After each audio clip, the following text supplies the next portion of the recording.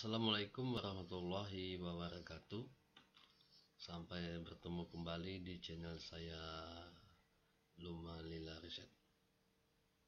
Pada kesempatan kali ini saya akan mereview bagaimana cara membuat skripsi kesehatan masyarakat ya, yang dalam hal ini judulnya adalah hubungan mutu pelayanan dokter dan perawat terhadap kepuasan pasien.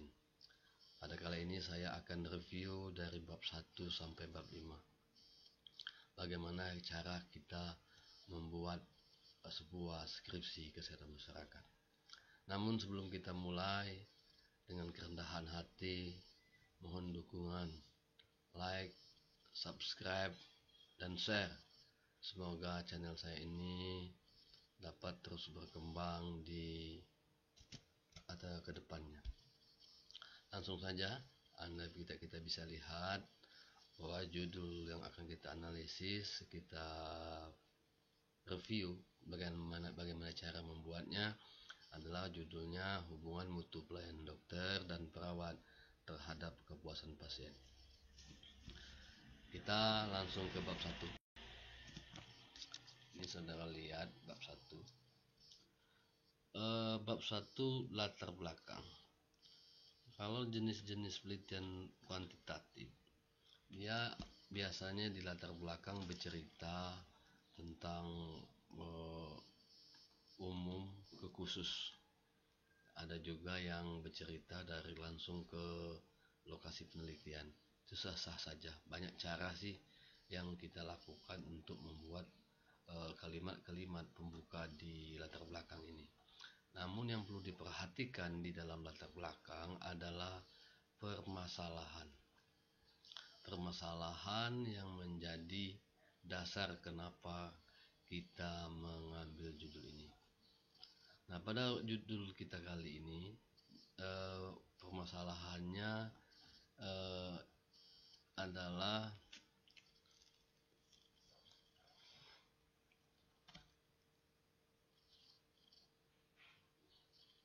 laporan kunjungannya. Kita lihat dari data 2004 sampai 2016 itu terjadi penurunan kunjungan ya. Datanya terjadi penurunan kunjungan. Karena terjadi penurunan kunjungan ini, maka jadi masalah, kenapa kok menurunnya kunjungan. Makanya itulah dasar kita mengangkat sebuah judul, mengapa sampai terjadi penurunan, sehingga kita ingin tahu bagaimana mutu pelayanan dokter dan perawat. Berdasarkan data juga nanti kita bisa melakukan observasi wawancara untuk mendukung data dengan melakukan wawancara dengan salah satu pasien, mungkin dokter, tentang pelayanan yang diberikan. Di sini Anda bisa lihat berdasarkan hasil observasi peneliti dan wawancara, adanya keluhan dari pasien berupa lambatnya pertolongan perawat bila pasien baru masuk di ruangan ya. Jadi ada keluhan dari pasien. Jadi dari data terjadi penurunan, terdapat keluhan dari pasien, itu sebuah permasalahan, sehingga kita dapat mengangkat judul ini. Kalau sudah bagus, sudah baik, tidak ada permasalahan, untuk apa lagi kita menelitinya. Jadi sebuah judul, sebuah penelitian harus berangkat dari sebuah permasalahan. Kemudian kita lanjut ke rumusan masalah. Nah, dalam membuat rumusan masalah, tentu kita harus mempedomani konsisten dengan judul yang kita buat. Karena judul kita ada tadi mutu pelayanan dokter dan perawat, maka di sini juga harus sama. Rumusan masalah, apakah ada hubungan yang signifikan antara mutu pelayanan dokter dan perawat terhadap kepuasan pasien. Di sini variabel X independen, ya. X independen itu adalah mutu pelayanan perawat. Variabel independen Y-nya adalah kepuasan pasien. Nah, di sini kalau kita lihat mutu itu terbagi dua, variabel X-nya mutu pelayanan dokter dan mutu pelayanan perawat. Jadi kita lihat di sini variabel X-nya ada dua, mutu pelayanan dokter dan mutu pelayanan perawat. Nah, rumusan masalah dan tujuan penelitian. Artinya kita rumusan masalah dan tujuan penelitian suatu yang tidak dapat terpisahkan. Apapun judul Anda, mau itu skripsi, karya tulis, apa itu tesis, rumusan masalah tidak bisa terpisahkan dari tujuan penelitian. Jadi apa yang kita tulis di tujuan penelitian harus konsisten dengan tujuan penelitian. Maka di sini tujuan penelitian kita untuk mengetahui mutu pelayanan dokter terhadap kepuasan pasien, untuk mengetahui mutu pelayanan perawat terhadap kepuasan pasien. Jadi ini faktor penting dalam sebuah skripsi itu yang perlu menjadi perhatian. Dari judul, permasalahan, rumusan masalah, dan tujuan penelitian yang harus kita pegang teguh, konsisten sebelum melangkah ke bab selanjutnya. Kemudian kegunaan penelitian atau manfaat penelitian. Kalau manfaat penelitian ini bisa bagi peneliti, bagi institusi, dan bagi pendidikan. Tapi perkembangan terbaru bisa juga membagi bahwa manfaat penelitian ini manfaat teoritis secara teori maupun praktis. Secara teoritis ya tentu bagi pendidikan, ini secara teoritis.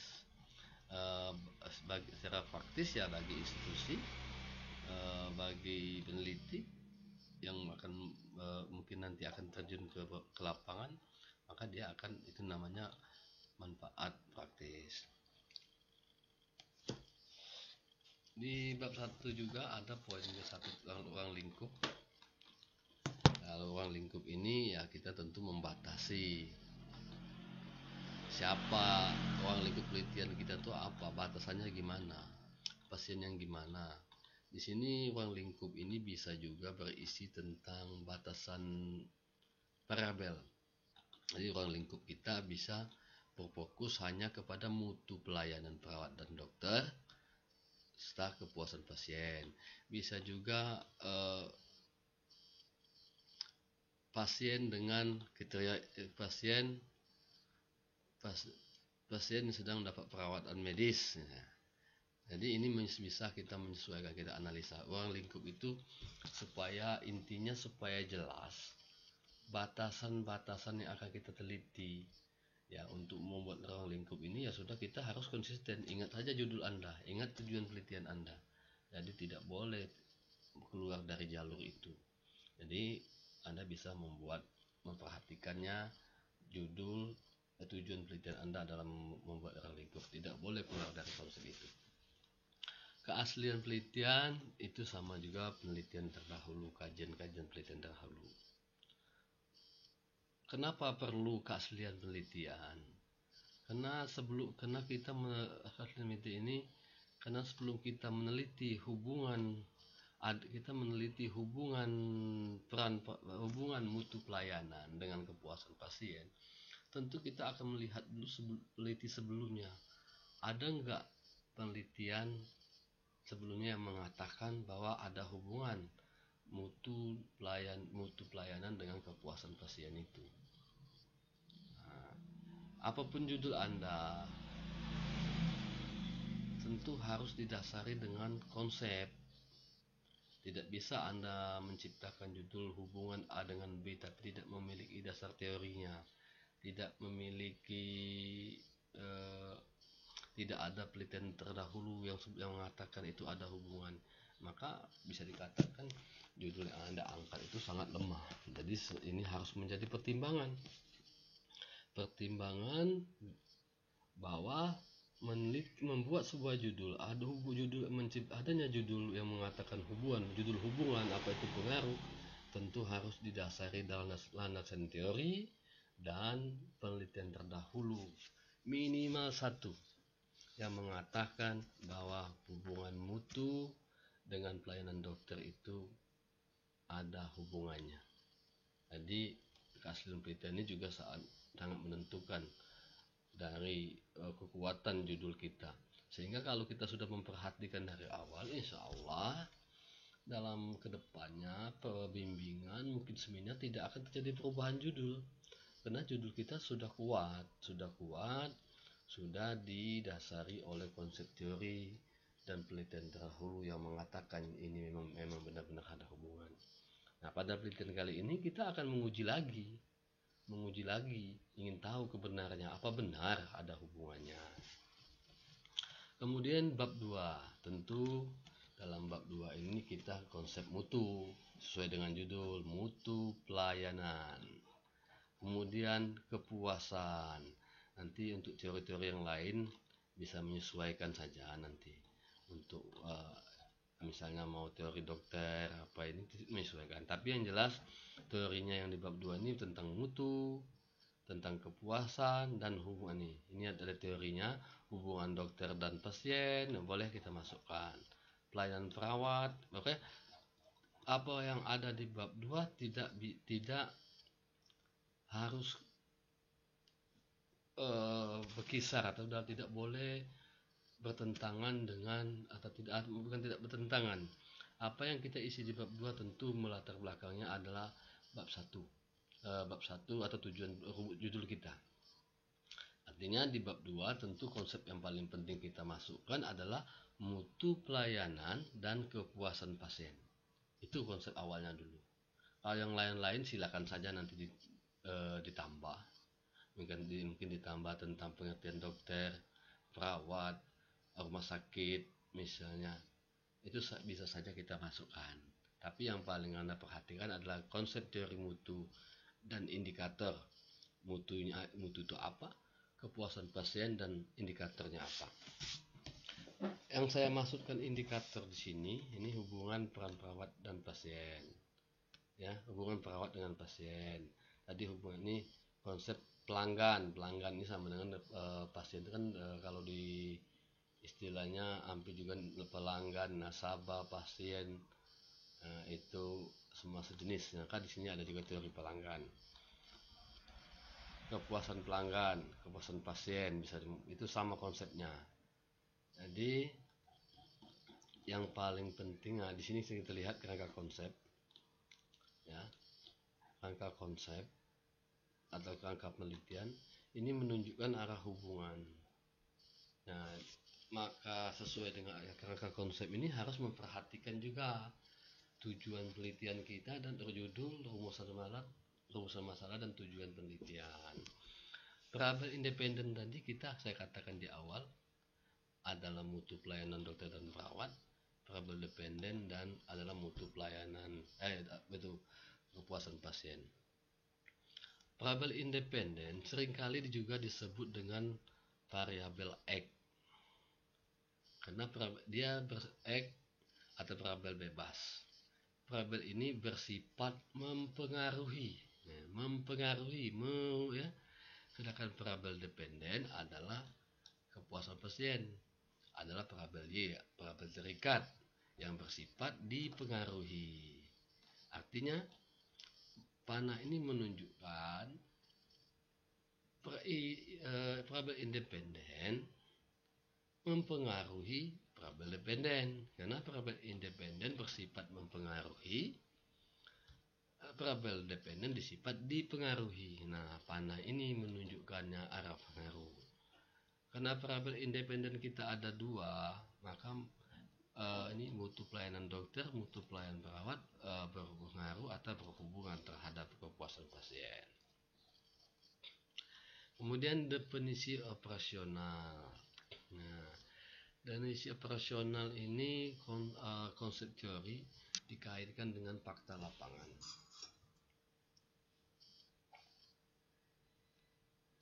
Ah,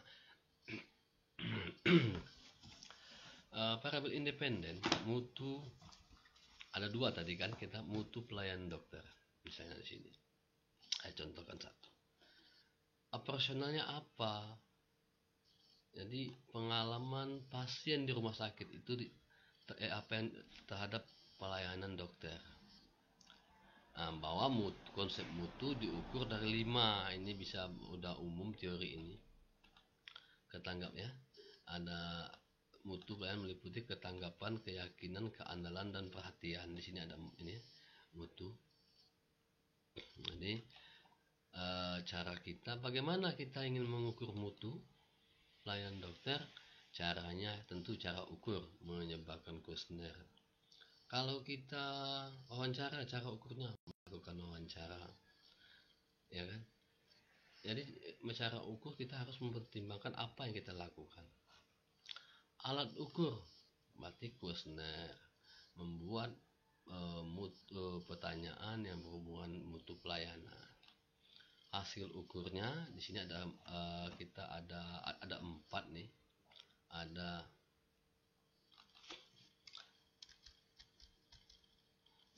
terbagi 2. Hasil ukurnya terbagi 2. Tidak bermutu jika nilai yang didapat kecil dari median, bermutu jika nilai yang didapat besar dari median. Hasil ukur ini sebenarnya kalau bisa saja dari bentuk pertanyaan dan skala ukur yang kita gunakan. Kalau kita menggunakan jawabannya 5 pilihan jawaban skala Likert, biasanya bisa juga menggunakan interval. Tapi kita kembali saja apa keinginan dosennya. Apakah hasil ukur ini ingin dibagi 5? Ya kan, tidak bermutu, cukup bermutu, sangat bermutu, dan seterusnya tuh. Itu bisa saja. Tapi dalam skripsi kali ini di saat bimbingan dosennya hanya membagi 2. Ini dia membagi tidak bermutu jika skor jawaban kecil sama dengan median ya. Ini kecil sama dengan median, besar dari median. Median itu apa? Median itu nilai tengah. Di mana kita dapat nilai mediannya? Tentu kita harus sebar kuesioner. Umpamanya kita ada 5 responden. 5 kuesioner kita sebarkan kepada responden. Nanti kita rekap nilainya. Responden 1 nilainya 10, responden 2 nilainya 13, responden 3 nilainya 9, responden 4 nilainya 19, responden 5 nilainya 20. Nanti kita urutkan nilai-nilai responden itu, skor jawaban itu dari yang terendah sampai yang tertinggi. Kita lihatlah di mana berapa nilai tengahnya. Itulah nilai median kita. Nah, nilai median tersebut harus kita bandingkan. Artinya kalau dia kecil dari sama dengan median tidak bermutu, besar dari median bermutu. Ini kode 12 ini bukan nomor urut. Ini adalah kode. Jadi nanti dalam penelitian ini yang tidak bermutu tidak bermutu kodenya 1, yang bermutu kodenya 2. Ini namanya pengkodean. Ada juga yang mulai dari 0 tidak bermutu, 1 bermutu. Ini sama saja. Yang penting dia berbentuk angka, karena dalam pengolahan data statistik dia tidak akan menerima kalimat tidak bermutu. Jadi sebelum apabila kita ingin melakukan pengolahan datanya, kita harus memberi kode. Tidak bermutu itu kodenya 1, bermutu kodenya 2. Nah, kemudian skala ukur. Ini ada skala ukur. ukur kita adalah ordinal. Ordinal itu apa? Data yang berbentuk tingkatan, kan? Bermutu, tidak bermutu. Nah, ini jenis-jenis skala Likert yang kita guna, skalanya. Jadi ini berdasarkan teori mutu pelayanan dokter itu ada rendah, tinggi, misalnya ada skala Likert yang biasa digunakan, ada tingkatannya. Maka skala ukur mutu itu dia ordinal. Mutu itu data yang berbentuk tingkatan. Misal yang bentuk tingkatan kayak gini, SD kelas 1, kelas 2, kelas 3 itu bertingkat. Eselon jabatan, eselon 1, 2, 3, 4, 4, 3, 2, 1 itu bertingkat. Dia data yang berbentuk tingkatan. Jadi apabila jenis datanya berbentuk tingkatan, maka kita menggunakan skala ordinal. Jadi kalau dia tidak berbentuk tingkatan, dia menggunakan skala nominal. Kemudian kita lanjut nanti untuk mutu pelayanan perawat, mutu kepuasan pasien juga sama prosesnya, ya, mempertimbangkan itu. Kemudian adalah hipotesis penelitian. Hipotesis itu artinya dugaan sementara atau pendapat sementara. Kita meneliti hubungan mutu pelayanan dokter dan perawat dan kepuasan pasien, mutu pelayanan perawat terhadap kepuasan pasien. Dugaan sementara kita ada hubungan. Ini sebelum kita melakukan penelitian atau diduga ada hubungan. Ya, ini dia kalimat hipotesis itu dugaan sementara, pendapat sementara. Inilah yang akan kita buktikan. Yang akan kita buktikan melalui penyebaran kuesioner, penelitian, pengolahan data, pembahasan dan kesimpulan nanti. Ini yang akan kita buktikan. Nah, hipotesis ini tentu konsisten. Kembali lagi konsistenkan dengan judul, rumusan masalah, tujuan penelitian, sama ini definisi operasional dan hipotesis penelitian. Itu semuanya harus konsisten. Kita berbicara mutu pelayanan dokter, mutu pelayanan perawat, dan kepuasan pasien. Inilah konsep sebuah skripsi, tulangnya, intinya ini. Kekuatan satu skripsi itu konsisten ini. Ini sangat penting sekali, vital dalam sebuah skripsi. Tapi kalau di judul bicaranya A sama B, di rumusan masalah bicara C, tujuan penelitian bicara D, definisi operasional kita bicara F, misalnya hipotesis kita ngomongkan G, itu sudah tidak konsisten. Tentu amburadul skripsi kayak itu. Jadi dalam membuat skripsi harus mempertimbangkan semua konsep itu, harus konsisten dari itu. Judul tadi ya, saya perhatikan judul, rumusan masalah, tujuan penelitian, teori yang di bab 2, definisi operasional, dan hipotesis penelitian. Itu semuanya harus konsisten.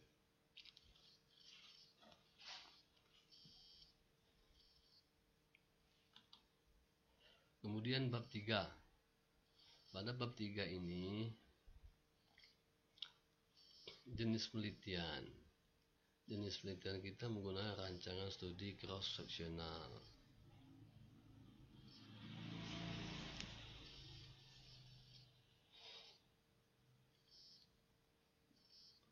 Studi cross-seksional ini adalah suatu penelitian yang kita gunakan untuk melihat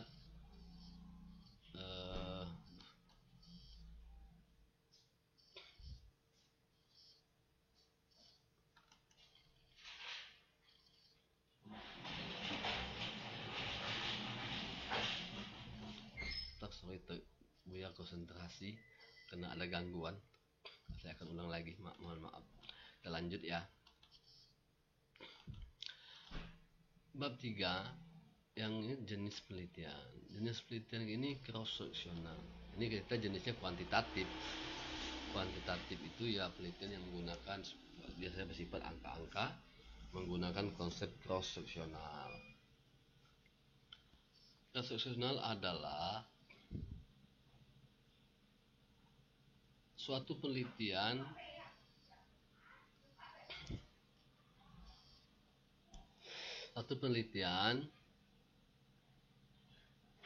yang melihat yang dilakukan dalam periode bersamaan dan atau waktu yang bersamaan.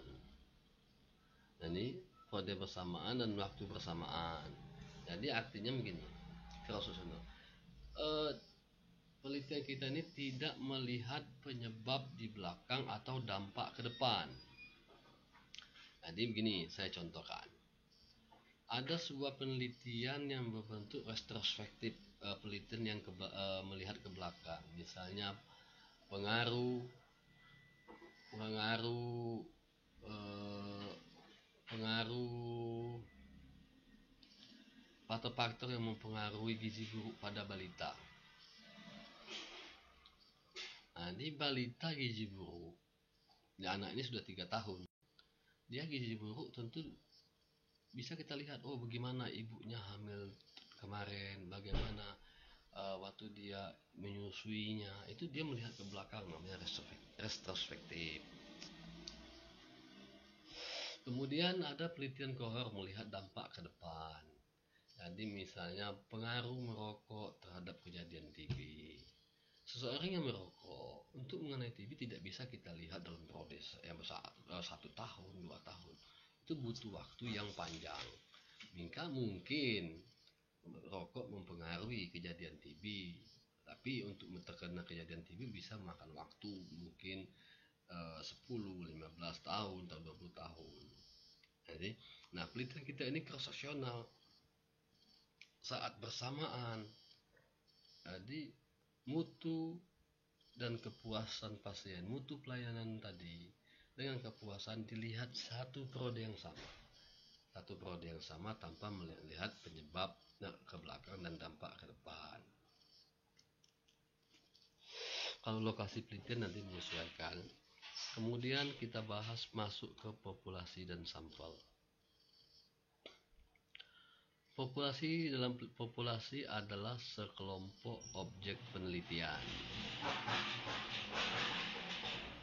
Jadi populasi adalah seluruh pasien yang menjalani perawatan di ruang inap. Nah, di mana lokasi kita penelitian seluruh. Jadi populasi kita itu kemudian sampel sebagian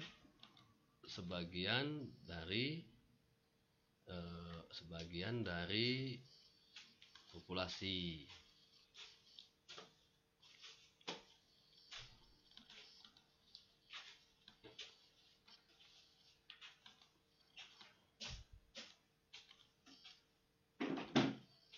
Di sini sampel kita menggunakan teknik accidental sampling. Accidental sampling yaitu mengambil sampel yang kebetulan ada dan tersedia saat melakukan penelitian.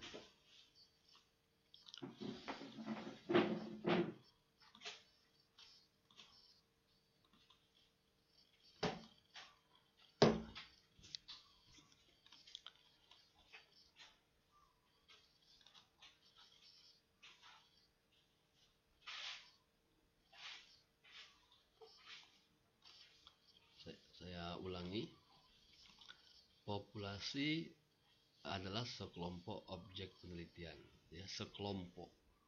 Kelompok kita yang kita uji di sini sekelompok objeknya siapa? Subjek ya. Kalau subjek dia itu ada respon, sudah bisa menjawab. Kalau objek itu benda mati. Jadi sekelompok subjek penelitian. Siapa subjek penelitian kita adalah pasien yang menjalani perawatan, ya, di ruangan mana kita meneliti. Kemudian sampel sebagian subjek penelitian.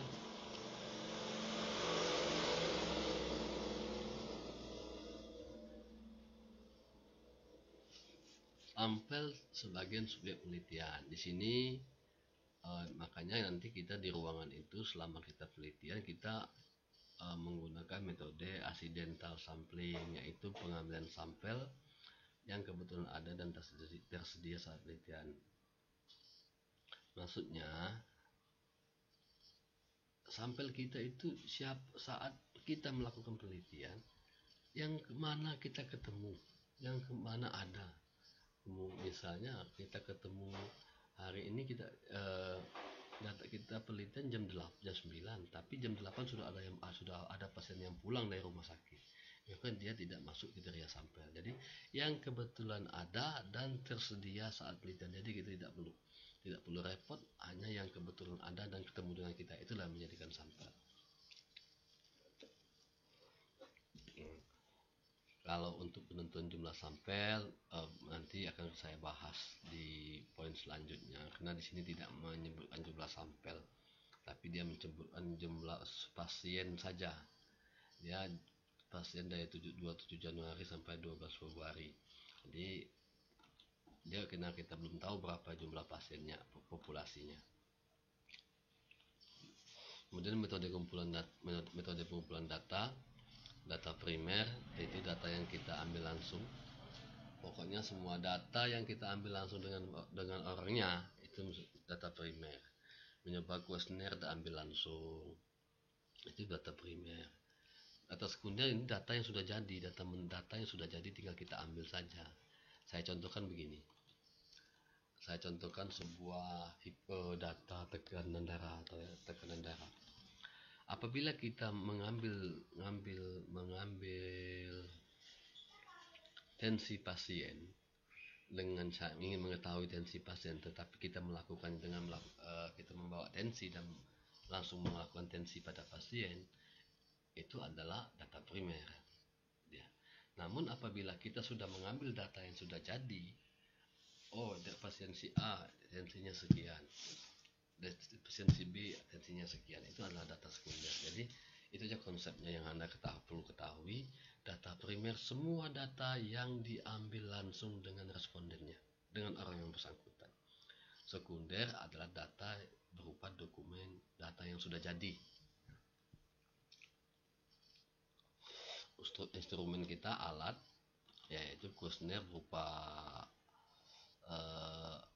daftar pertanyaan. Kemudian ada proses analisis data, terbagi dalam proses pengolahan data, editing, coding, dan processing, dan cleaning. Nah, editing ini maksudnya kita memeriksa kembali jawaban kuesioner, kuesioner yang kita sudah sebarkan. Kita periksa setelah disebar apakah sudah lengkap, sudah terisi semua atau belum. Kemudian coding.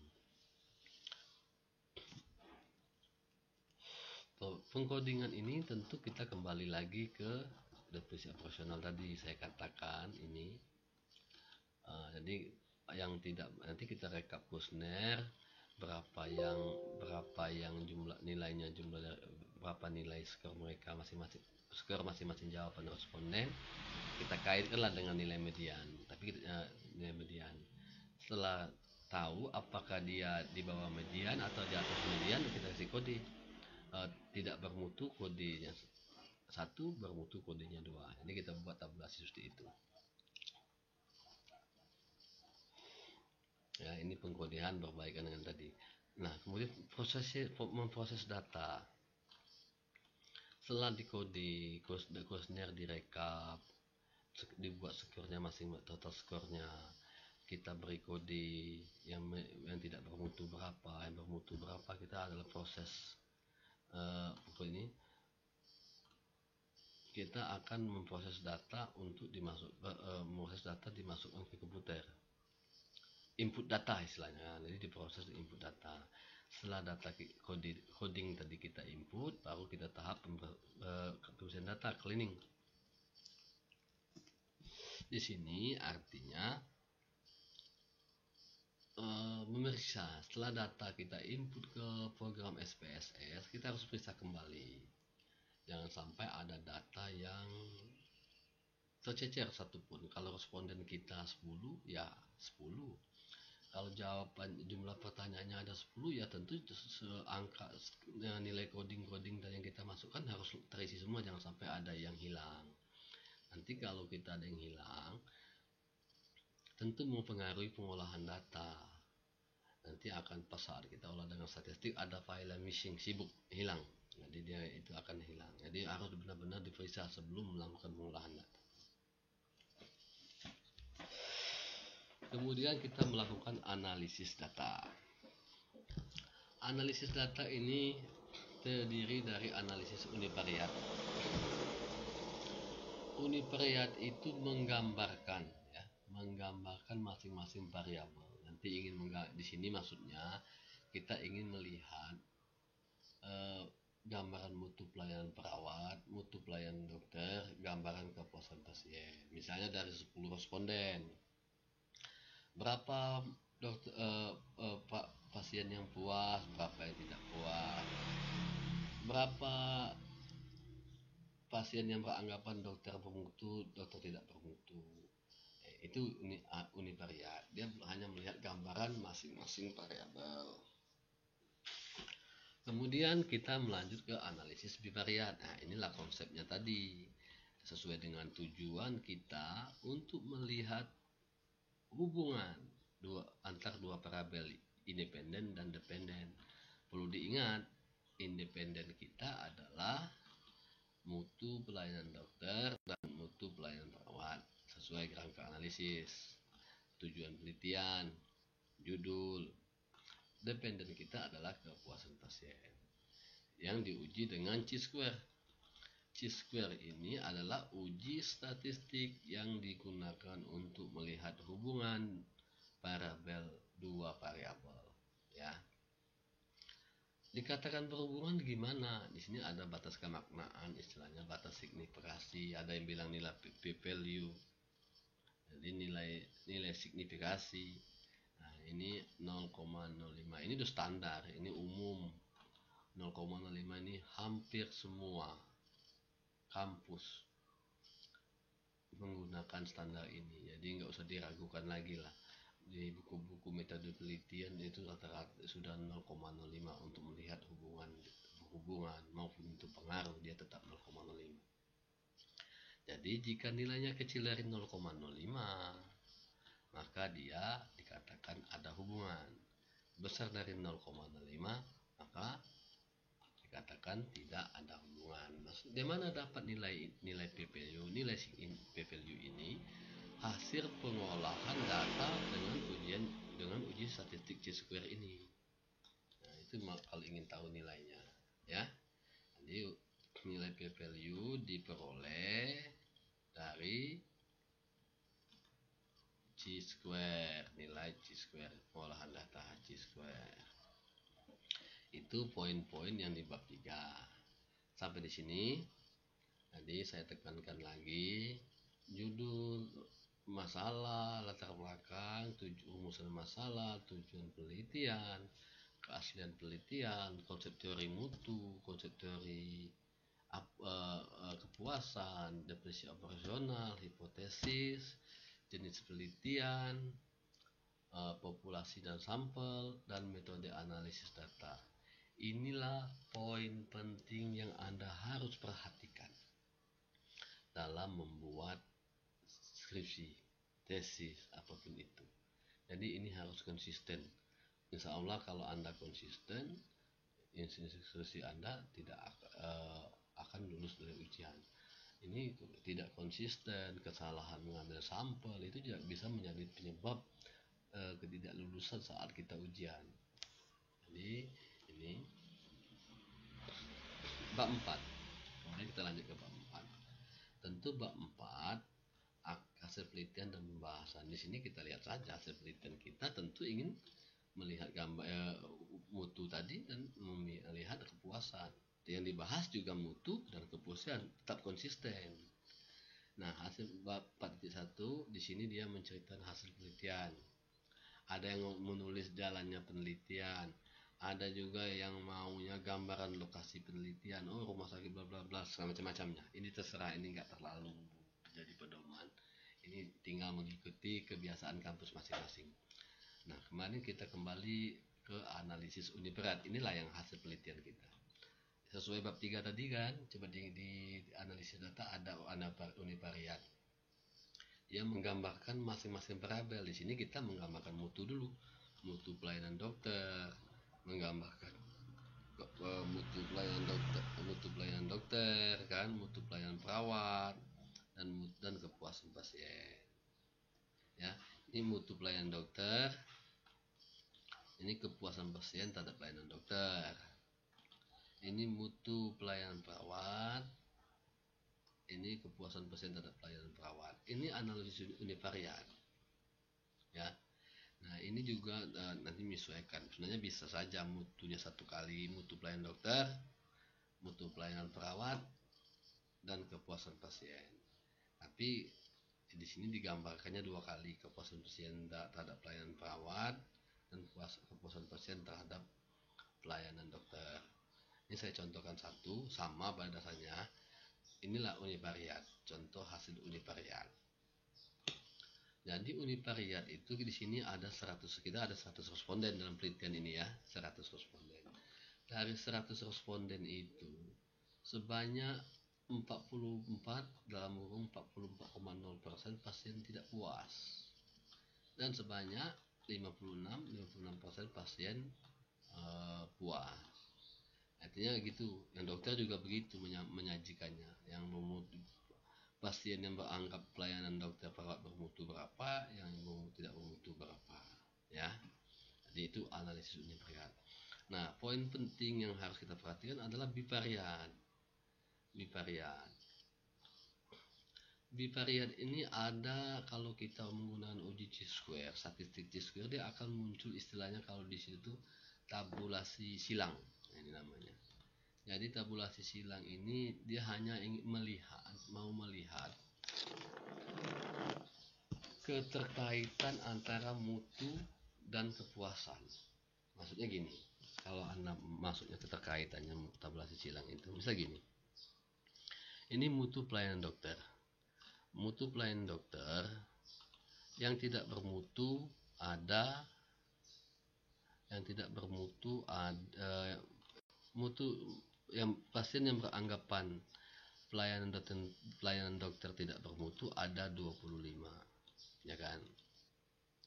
Dari 25 yang beranggapan pelayanan dokter tidak bermutu, ternyata ada 14 yang beranggapan yang pasien tidak puas.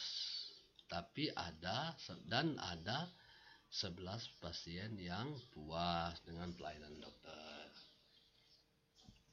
Itu tabulasi silang. Jadi kita bisa lihat dari 25 ini ada 25 pasien yang beranggapan dia menganggap pelayanan dokter tidak bermutu. Tapi walaupun dari 25 yang menganggap pelayanan dokter tidak bermutu, tapi ada yang puas sebanyak 14. Ini ada yang tidak puas 14 dan puas 11. Kalau kita yang mau analisis, ya gini. Di sini ada mutu pelayanan dokter ya. Mutu pelayanan tidak bermutu. Dari pelayanan dokter yang tidak bermutu, ada 14 yang tidak puas, ada 11 yang puas. Nah, jadi yang di sini akan jadi kita tanda tanya. Kok bisa pelayanan dokter tidak bermutu tapi di 11 puas? Memang ini itulah temuan penelitian. Makanya poin-poin yang kayak gini inilah menjadi bahan yang perlu kita analisa. Mengapa? Tentu banyak faktor jawabannya, banyak faktor lain yang menjadikan pasien puas dengan dokter pelayanan, ya kan. Bisa jadi yang di luar kita teliti. Jadi maka kita harus mencari mengapa dia puas, mengapa dia tidak puas. Itulah yang akan kita kaji. Jadi kita bisa menceritakan bagaimana puasnya kenapa, tidak puasnya kenapa. Ini bisa kita kaitkan. Misalnya kalau tidak puas, dia tidak bermutu karena tidak bermutu di kecepatan pelayanan, tapi perhatian dokternya dia cepat tanggap jaminan. Tapi ada satu poin yang dia puas, mungkin ada di poin lain dia puas, sehingga berdasarkan rekapan tadi dia begini hasilnya. Jadi Anda bisa analisa nanti dari kuesioner yang kita sebarkan saja bisa dilihat ya. Nanti selanjutnya kita lanjut ke chi-square. Chi-square tadi uji hubungan tadi ya, continuity correction. Hasil uji square continuity correction didapat nilai 9 ya, 0,14 dan asymptotic. Nah, ini nilai signifikan atau p-value 0,002. Ini hasil olahan datanya.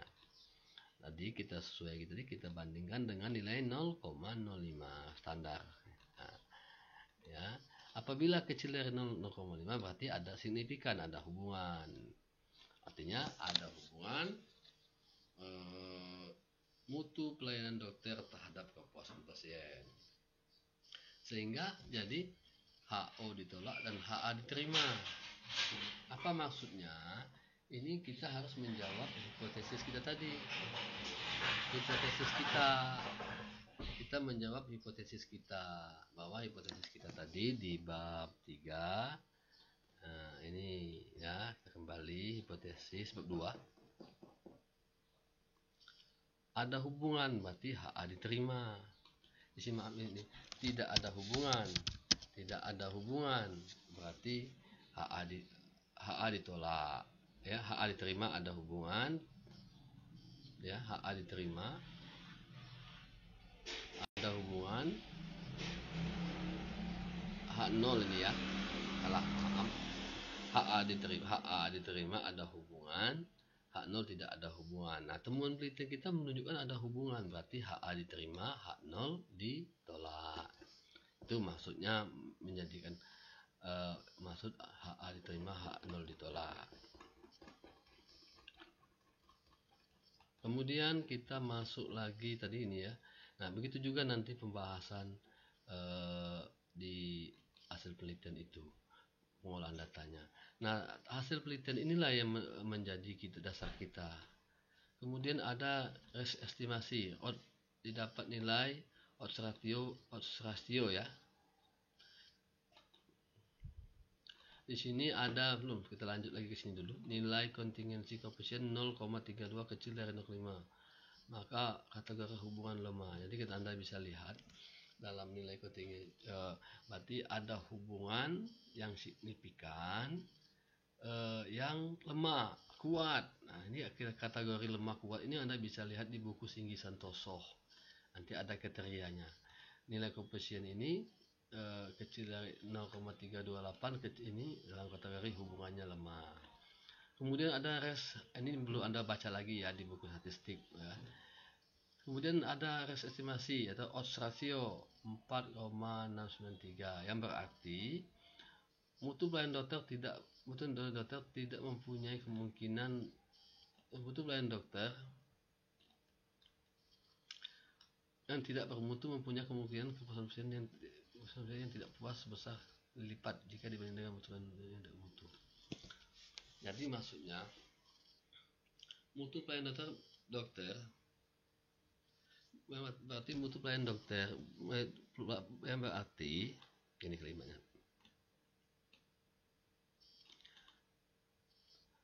yang berarti pelayanan dokter yang bermutu ya, yang berarti pelayanan, maaf saya salah ketik, pelayanan dokter yang bermutu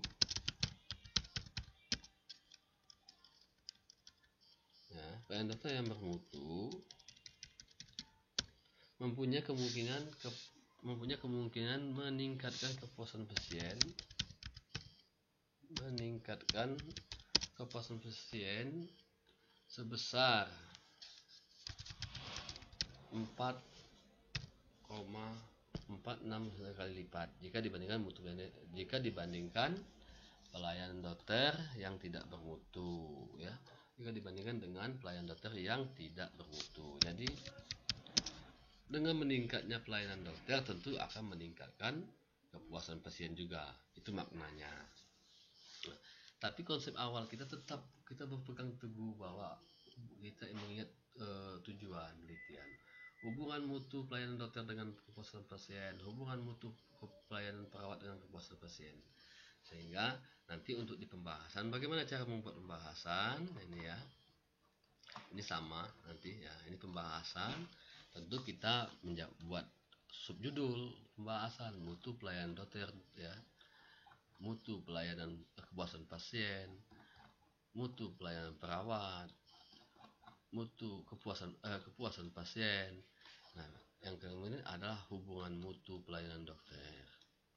Tapi ada juga yang langsung saja, dia langsung ke tujuan, langsung membahas hubungan mutu pelayanan dokter dengan pasien, hubungan mutu pelayanan perawat dengan kepuasan pasien. Nanti gambaran yang teori yang ini, yang gambaran masing-masing mutu, gambaran mutu pelayanan perawat, gambaran mutu, gambaran kepuasan ini bisa digabungkan di yang konsep hubungan di atas ini bisa kita masukkan di sini. Itu kalau teknik penggabungan, dipisah juga boleh. Namun yang penting harus ada teori pendukung. Nah, sebuah penelitian. Nah, disinilah perannya konsep teori konsep teori dan keaslian penelitian. Nah, hasil penelitian kita menunjukkan ada hubungan. Tentu nah, ini konsep teori bahwa menurut Adi Kusuma ini bahwa ada hubungan mutu dengan pelayanan pasien. Jadi mutu pelayanan perawat ada hasil ujinya ada hubungan.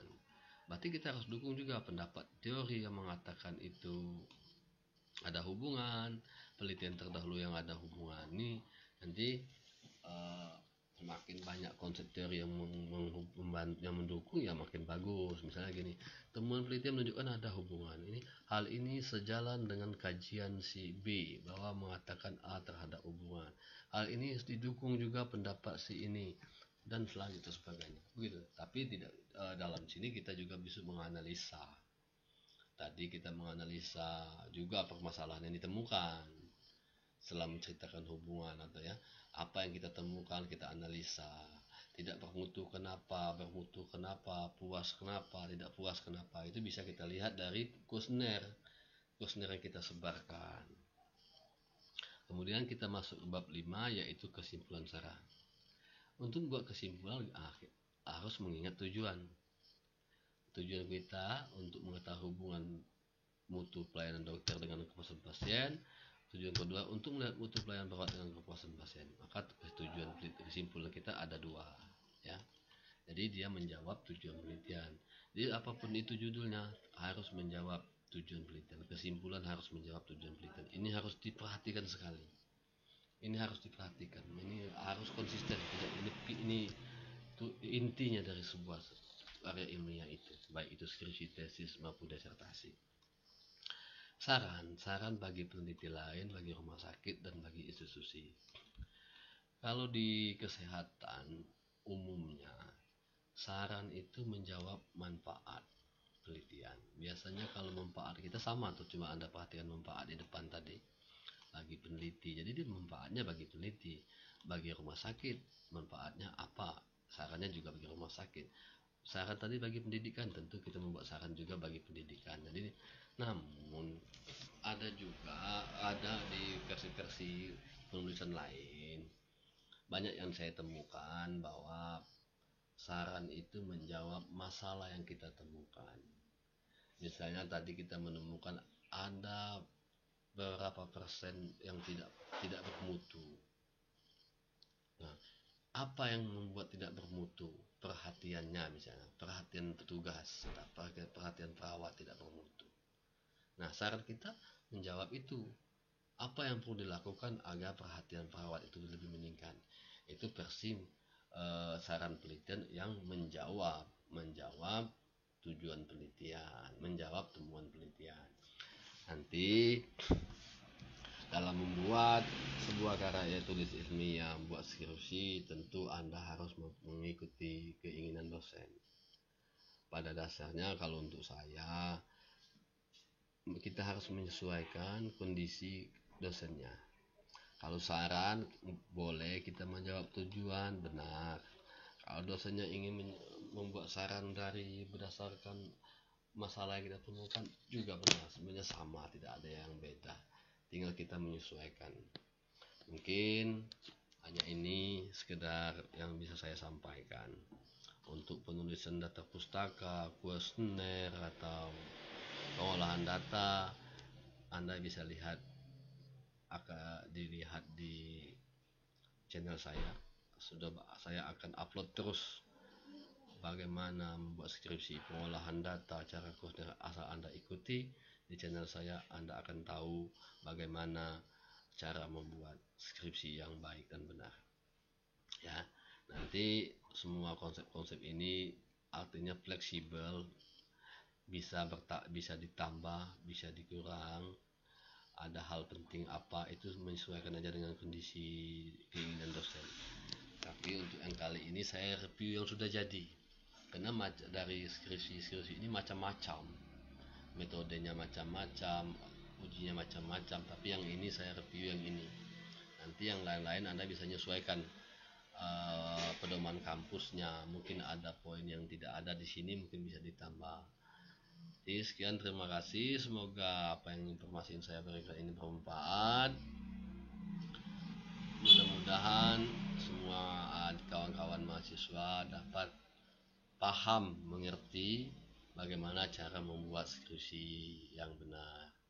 Dan sebelum saya akhiri, mohon dukungan pada channel saya Lumalila Riset ini dengan like, subscribe, dan share, sehingga channel saya dapat terus berkembang. Sekian, terima kasih. Assalamualaikum warahmatullahi wabarakatuh.